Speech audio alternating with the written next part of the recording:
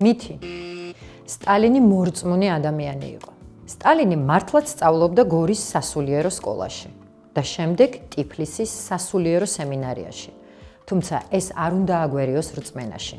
სწორედ სემინარიის პერიოდიდან დაიწყო მისი დაცილება ეკლესიიდან და სწრაფვა რევოლუციური იდეებისკენ. სტალინი მარქსის, ენგელსისა და ლენინის იდეების ერთგული გამზიარებელი გახდა და კომუნისტური რეჟიმის დასაწყისიდანვე რელიგიის პირდაპირი მტერი იყო. მისი მმართველობის პერიოდში ათასობით ეკლესია, მონასტერი და მეჩეთი გაანადგურეს, ან გადააკეთეს საწყობებად, თეატრებად და ცირკებად. მოღვაწეობა აუკრძალეს ათასობით მღვდელს, ბერსა და სასულიერო პირს, ბევრი მათგანი დახვრიტეს ან გადაასახლეს.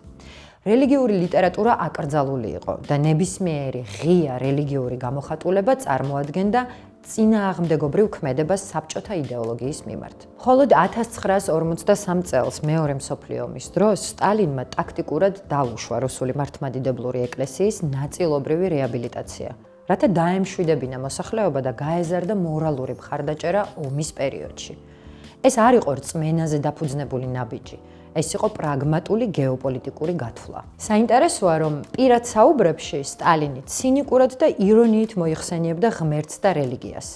მის გარშემო მყოფებიც მკაცრად ატარებდნენ ათეისტურ პროპაგანდას. ასე რომ სტალინი მორწმუნე კი არა, რელიგიის სისტემური გამანადგურებელი იყო. მისი დროის საბჭოთა კავშირი ისტორიის ერთ-ერთი ყველაზე რელიგიურად დევნილი სივრცე იყო.